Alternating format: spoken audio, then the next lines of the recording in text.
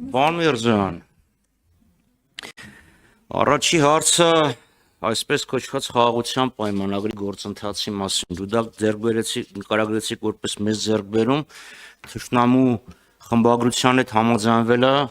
չգիտեմ ինչու եք համարում մեծ ձեռքբերում, բայց եւ այնպես, ինչ ենք մենք դրա մասին իմանում թշնամուց, այլ ոչ թե Հայաստանի Հանրապետության արտգործնախարարությունից իմանում ենք 2 ժամ հետո։ Երկրորդը դա գործընթաց է, այդ գործընթացը այդ վարկյանից, երբ Ադրբեջանը հայտարարեց, որ դուք համաձայնվել եք իրենց կետերի վերջի 2 կետի խմբագրության հետ, ինչքան է առաջ գնացել։ Մյուս հարցը ՀՀ-ԵՄ գործընթաց։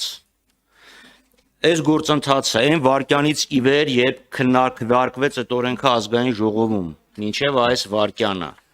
քանի օրենքը որ քննարկվեց, այս վարկյանից մինչև այս վարկյան, ինչքան ենք առաջ գնացել։ Սան ավելացնենք վերջի անակնկալը Գերմանիայի դեսպանատնից, որտեղ վիզաների ձեռքբերման գործընթացը համեմատաբար տանելի է, հիմա ինչա կատարվում վիզաների կենտրոնում, կարծում եմ ձեզ շատերն են ասել, դա կատաստրոֆա է։ Եվ մի հարց, քանի որ այդ հարցը տրվեց 3 ճիշտ է փակ նիստում ուժային կառույցներից մեկի ներկայացուցիչներին, չգիտեմ ինչքանով կարող եմ հիմա բարձրաձայնեմ, բայց եւ այնպես հունվարին կնքված պայմանագրում փաստաթղթում վերջի օրերին Բլինկենի հետ կետ կար նաեւ հրապարակված սահմաններին ամերիկացիների ներկայության, անվտանգության ապահովման եւ այլն։ Եվ խորհուրդ տրվեց այդ հարցը ուղղել ձեզ, ես հիմա այդ խորհրդին հետևում եմ, հարց ուղղում եմ ձեզ, 6 ամիս համարյա անցել է, այդ ստորագրման վարկյանից մինչև այս վարկյան, երբ մտակ ես դահլիճից ներս, կոնկրետ ինչ քայլեր են նախաձեռնվել։ Շնորհակալություն։ Հա, մեկ էլ եթե կարելի է մի հարցել, իսկ մի քանի անգամ լսվում է Մինսկի խմբի կառույցների լուծարում։ Ինձ կխնդրեի Մինսկի խմբի գոնե 3 կառույց նշել։ 3 են սա։ Հա? Գոնե չէ, 3 են։ Այդ 3 կառույցները եթե կարելի է նշեք են, որտեվ գործող նախագահի անձնական ներկայացուցիչը Մինսկի խմբի կառույց չի։ Եթե դա էլ նշեք, խնդրում եմ ՀԱԿ-ը որևէ փաստաթուղթ, որը այդպես սահմանում է։ Մինսկի գործընթացի կառույցներ ասելով, պարոն Խաչատրյան, եթե ուզում եք դուք ցույց տաք, որ ես լավ չգիտեմ Մինսկի գործընթացը ինչա, չեմ ուզում հասկանամ։ Պարզա 3 բանի մասին է խոսքը, էլի, երբ որ ասում ենք Մինսկի գործընթացի կառույցներ։ Մինսկի խմբի ուրեմն համանախագահությունն է, անձնական ներկայացուցիչն է, ունի ընդհանուր տրամաբանությունն է։ Եվ, HLPG-ն մի քիչ դժվար է բացել, չեմ կարա բացեմ, Դե լավ, չունի։ Հիմա քննարկվում են այդ կառույցները, այդ մեխանիզմները։ Հիմա պարոն Խաչատրյան, գաղտնիք չկա այդ բանի, Միացյալ Նահանգների հետ կապված դուք վարանումով ասեք, ես վերջից եմ գալի, հարցերի։ Գաղտնիք չկա, եւ կարող ենք բաց խոսել այս մասին, խոսքը մեր սահմանային, ուրեմն սահմանային անցումը վերահսկող մեխանիզմների մեր հնարավորությունների ընդլայնումն է, լավարկումն է, այսինքն չգիտեմ, խոսքը տեխնիկական գործընթացների մասին է եւ հայ սահմանապահների կարողությունների կամ սահմանապահ ծառայության կարողությունների ընդլայնումն է։ Այլ բան դրա տակ, գիտեմ, մինչև մեկնաբանվեց, չգիտեմ, ամերիկյան սահմանապահների կամ սահմանապահ ծառայության ներկայացություն, մասնակցություն որևէ կերպ մեր սահմանապահ ծառայության խոսքը դրա մասին չի։ Այդ խումբը դեռ չի ժամանել, բայց հասկանում եք, խոսքը process-ի մասին է, որի միայն մի հանգրվան է, այդպես մեծ, ուրեմն քննարկման առարկա դարձավ։ Վիզաները, ուրեմն Եվրոպական միության անդամ երկրների կողմից մեր քաղաքացիներին տրվող վիզաների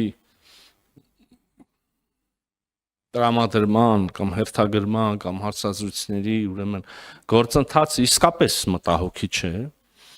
Մենք այս հարցը մեր ԵՄ անդամ երկրի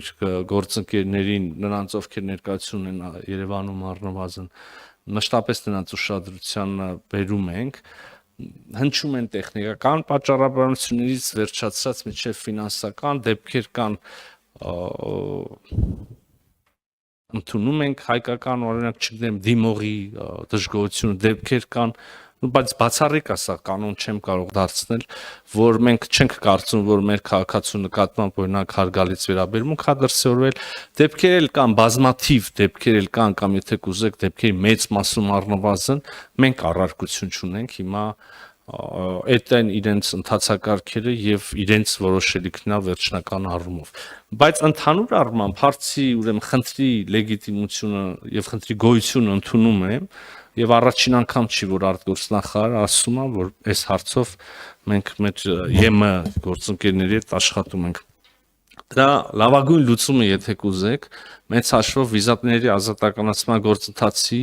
արդյունավետ եւ հնարավորինս արագ ավարտն է Ստեղ էլ գաղտնիք չի որ Հայաստանի Հանրապետությունը իր բաժին գործ ունի անելու միայն ԵՄ դաշտում մնացած որոշումը չի սկսած բիոմետրիկ կենսաչափական անձնագրերի նորմալ համակարգի ներդրումից վերջացրած բազմաթիվ այլ հարցերով օրենքի մասին խոսեցիք եւ ինչ արվել մինչ այժմ եթե դուք նկատի ունեք արդյոք Հայաստանի Հանրապետությունը դիմել է ֆորմալ է դիմումը եվրոպականության անդամ դառնալու հանձնել է Բրյուսելին թե ոչ, ապա ոչ, այդպիսի դիմում Հայաստանի Հանրապետությունը չի հանձնել։ Եվ ամենավերջում անդրադառնամ ձեր կողմից ամենասկզբում հնչեցրած հարցին թշնամու հետ պայմանագիր։ Նախ պարոն Խաչատրյան, ես ձեզնից միշտ ստացել եմ որպես շատ կիրթ եւ տրամաբանող մարդու տպավորություն եւ չեմ կարծում, որ ձեր համար գաղտնիք է, որ խաղաղության պայմանագիր բոլոր ժամանակների, բոլոր ժողովուրդների պատմության մեջ խաղաղության պայմանագիր կնքել են թշնամու հետ, հակառակորդի հետ, որոշակի ռազմական հաճախ գործողությունների պատերազմների ավարտից հետո։ Հիմա ասում եք, չէ, դա լավ մի քանի շերտ ու երանգ ուներ ձեր հարցադրումը։ Հիմա ասում եք, որ ինչ ձեռք բերում է թշնամու հետ, ուրեմն թշնամու պայմանների ընդունումը, գիտեք, այնուամենայնիվ Ինչքան էլ որ բացասական տրամադրված լինեք կամ ինչքան էլ որ փորձեք որևէ հիմնավոր անհիմն կապ ունեցող անկապ առիթ օգտագործեք քննադատելու կառավարությանը գոնե չի կարելի շղթել որ խաղաղության պայմանագրի տեքստի համաձայնեցումը մի տեքստ որի շուրջ եւ Հայաստանը եւ Ադրբեջանը ասում են մենք այս տեքստի հետ համաձայն ենք Իսկապես շոշափելի ձեռքբերում է եւ նույնիսկ չստորագրված վիճակում միայն փաստի հայտարարմամբ իսկ որոշակիորեն Հայաստանի Հանրապետության անվտանգության աստիճանի բարձրացում Հիմա բայց ես ավելի առաջ գնամ կանխած գալով մեր եւ ձեր միջև արդեն քիչ-քիչ ծավալվող կռիվը Լավ ավանդույթների համաձայն։ Այս մասին ով խոսա, պարոն Խաչատրյան, գոնե դուք պիտի չխոսաք։ Եվ ես կարող եմ ասել ինչու։ Դուք ներկայացնում եք մի քաղաքական ուժ, որը 1918-20 թվականներին ինչքան ուժ ուներ, ինչքան հնարավոր էր վատ պայմանագրեր կնքեց հարցակվող թշնամական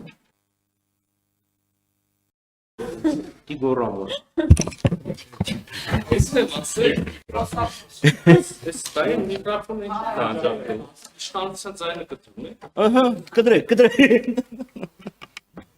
Լսվեց չէ, բայց այդ որ ես միկրոֆոնը կարող ասում էի դաշնակցությունը խոսալու իրավունք չունի Մի հատ եմ կրկնը